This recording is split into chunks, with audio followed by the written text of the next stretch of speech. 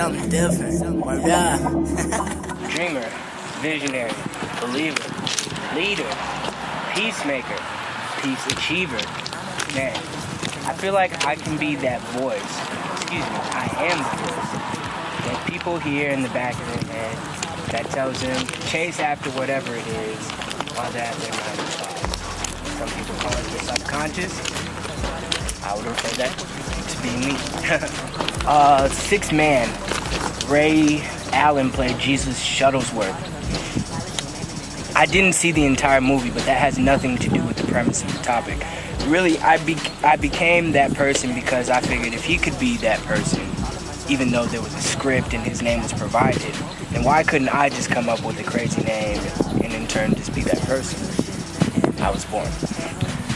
My message is simply motivated by fear of being caught in the 9 to 5 trap. Workplace, although lucrative, is definitely a trap.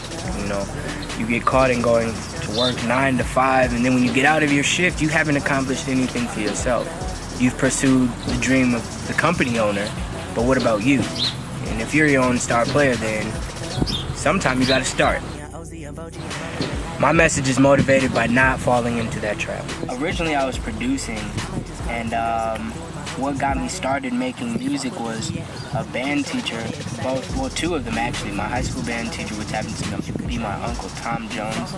I was just always around music, so that played a heavy influence in that, and I have to thank him for that. Second was Solomon Parham. He said one day in class, if you are a musician, you'll never have to work a 9 to 5 job. I took that seriously, being that I didn't want to do that. So once I got fired, his voice flashed in my head like, you'll never have to work a 9 to 5 job if you're a musician. So I just started applying all my skills, but originally I started producing and I was too nervous to actually be in the spotlight. That's how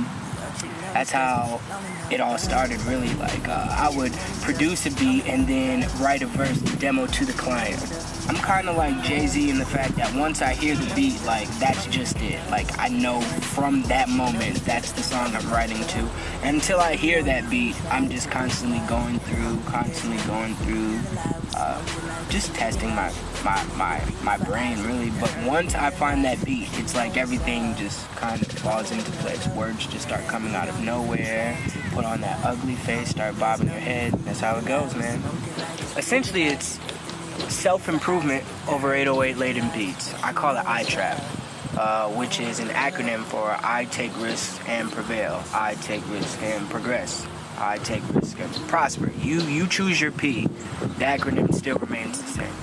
So after you finish turning up to the thump of the bass, you're like, bro just told me how to get out of my life situation. I needed that.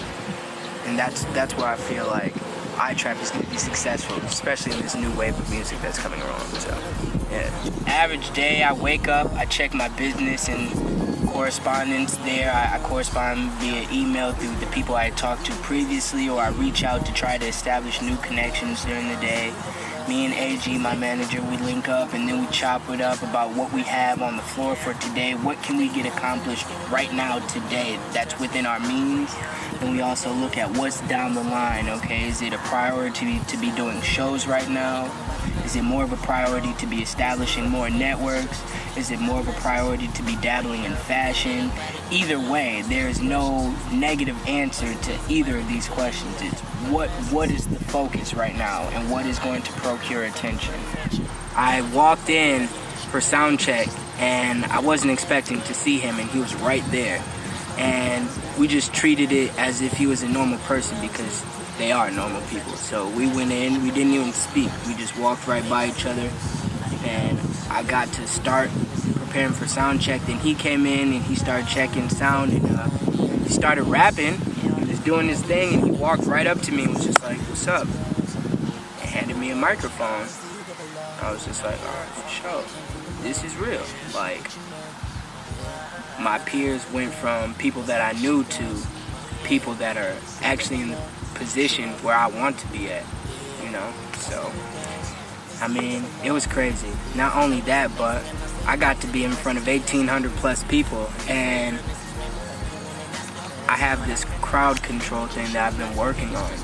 With every show I get better and better at it. But to be able to control 1,800 people, to ask for their hands up and to see them go up, to tell people to jump and watch them jump, that only makes you go that much harder. So I immediately went straight for the fence. I was jumping on the fence as soon as it rah, rah, rah, rah, rah, right out the gate, and they received me very well. So we raged for a good 35 minutes, and that was it, man.